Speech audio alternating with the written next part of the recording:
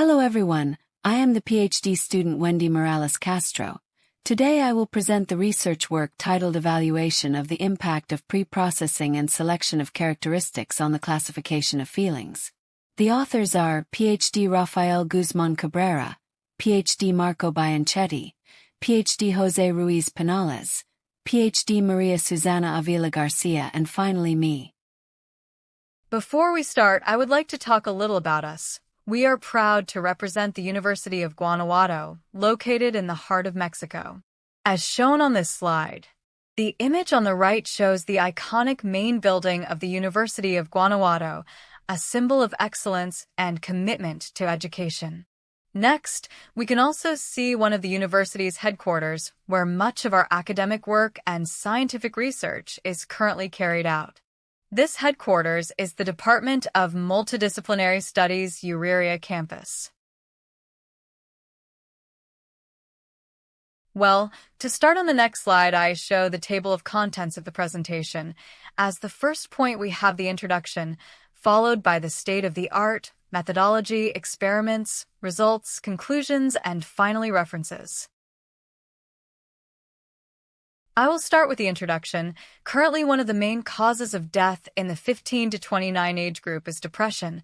Some data obtained by the World Health Organization indicate that every year 700,000 suicides are registered because of it. But what is depression?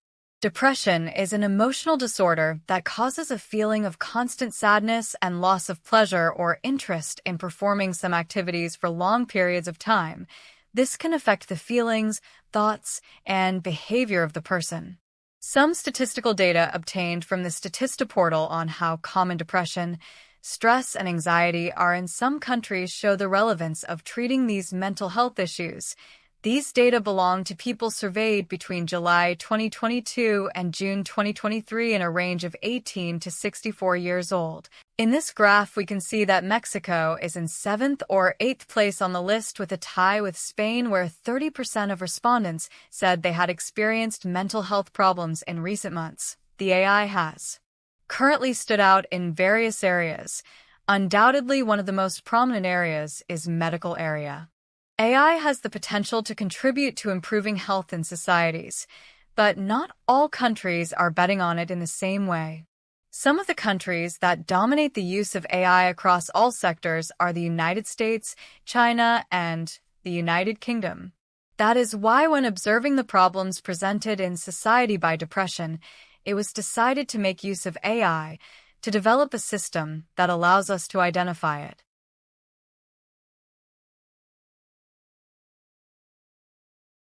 Generally speaking of AI is nothing more than providing knowledge to a computer so that it thinks and acts like humans. One of the most important fields within AI is natural language processing. One of the definitions that I like to use to define natural language processing is to define natural language first.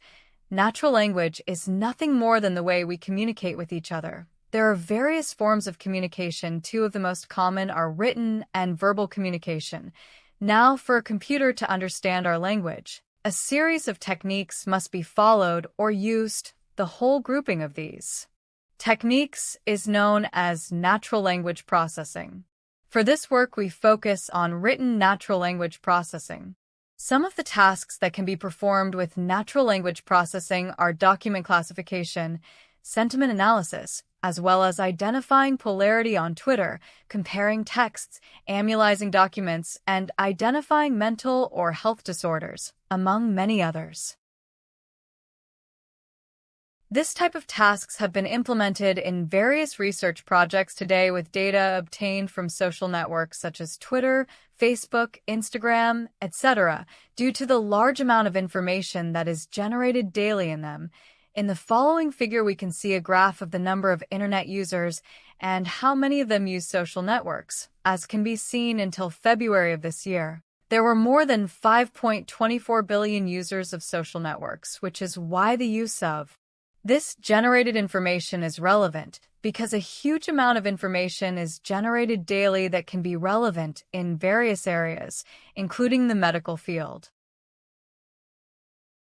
When carrying out a review of the state of the art, Important points were observed that allow the focus of this work. In the following graph, some of the articles reviewed are shown. 70% of them are focused on languages other than Spanish, and only 30% are focused on the Spanish language. On the right side of the presentation, I show some examples of works found in the state-of-the-art. When carrying out an analysis of various researches, it was observed that some of the works in the Spanish language are based on questionnaires prepared by experts, or systems carried out by experts in the area manually.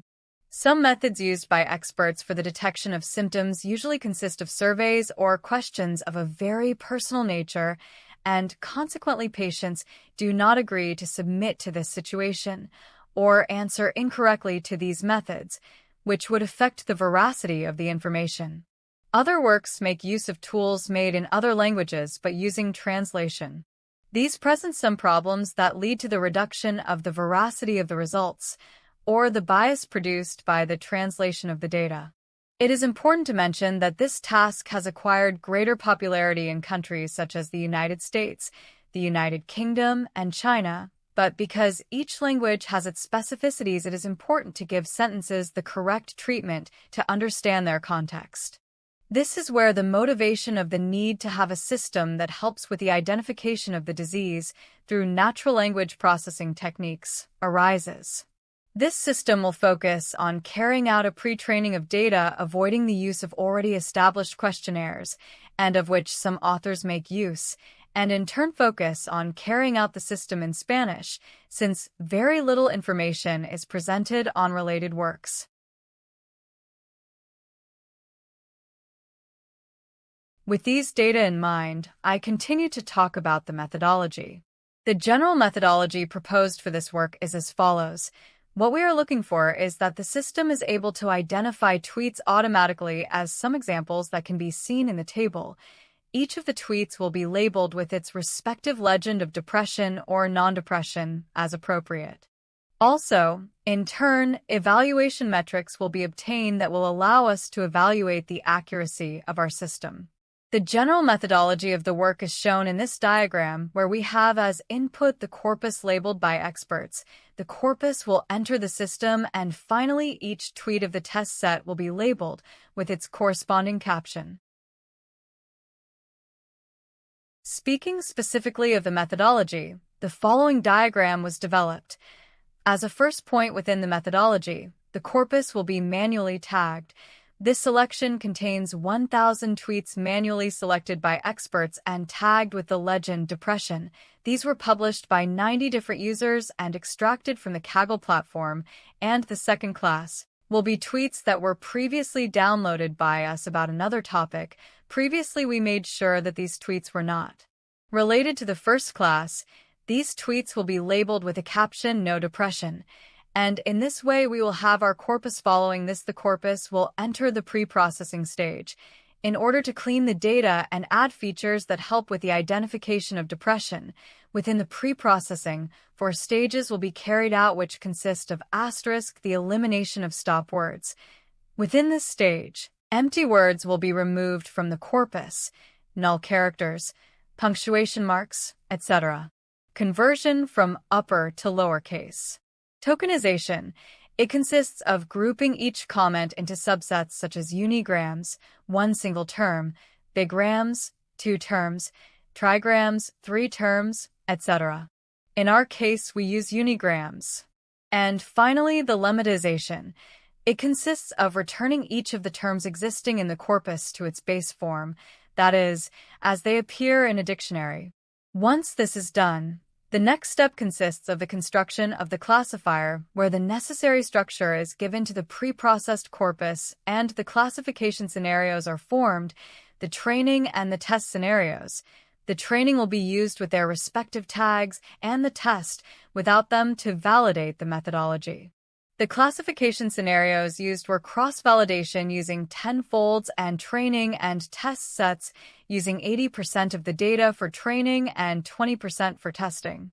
Once these scenarios have been created, we will enter the depression identification stage, in which 3 machine learning methods will be used, such as random forest, J48, tree decision. These techniques to be implemented will be evaluated within the next stage.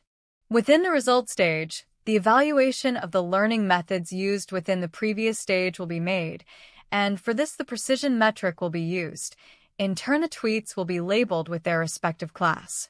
On the other hand, we have the obtaining of information gain, which will be obtained based on the corpus with the best results, in order to observe how each experimental configuration to be carried out affects the results of the system.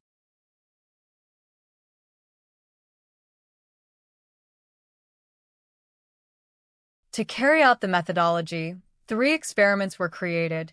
The first of them is generally known as baseline. This experiment is carried out in order to observe how the data behave in a crude way.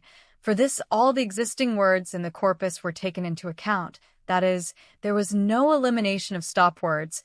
Only the data was prepared to be read in the processing stage. That is, the conversion from lowercase to uppercase was applied and tokenization was performed. After this, the scenarios of classification, cross-validation, and training and test set were created, after which the processing was carried out with the 3 learning methods mentioned, and results were obtained.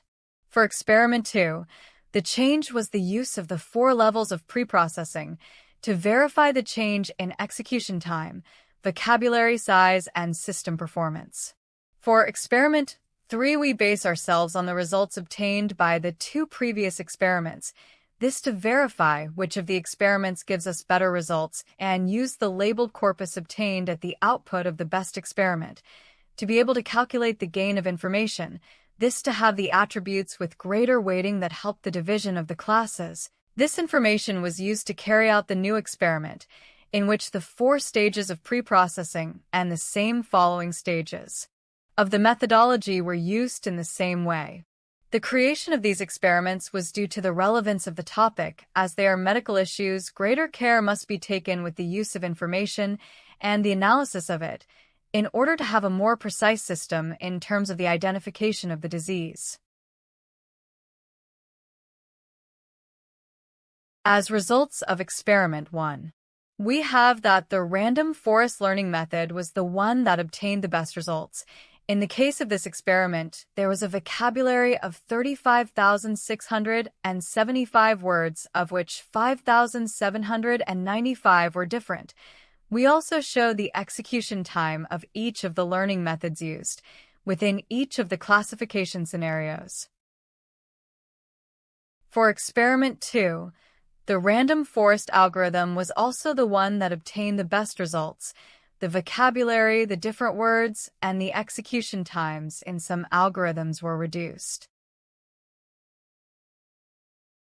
For experiment 3, the following results were obtained, obtaining a greater range of precision compared to the previous experiments, greatly reducing vocabulary and execution times. As can be seen in the graph, in each experiment, the size of the vocabulary and different words progressively decreased due to the types of preprocessing applied. These preprocessing procedures impacted the results obtained, both in terms of accuracy and in the execution time of each experiment. Taking into account the precision shown in the results tables, the gradual increase was observed throughout the experiments, having an increase of 5.8% between the first experiment and the last experiment, based on the best result obtained from each experiment, and a decrease of 62 seconds and 38 milliseconds. In terms of the execution time of the result with better precision of experiment 1, against the best accuracy result obtained from experiment 3. With this data, it can be deduced that performing and varying the type of data processing within the preprocessing can help to optimize the classification results and the execution time. In turn, experimenting with various classification algorithms can help discriminate which ones work better than others in terms of identifying depression in tweets. This is relevant so that experts in the area, such as psychologists or psychiatrists, can have tools that help with the identification of the disease and ensure that a correct medical diagnosis is made and its respective medical treatment is followed. In the next slide, I show the references used for this work. Finally, I present our work team, PhD Rafael Guzman, PhD Jose Ruiz, PhD Marco Biancetti, PhD Susana Avila, and PhD student Wendy Morales. I appreciate your attention, thank you. I am waiting for doubts and comments.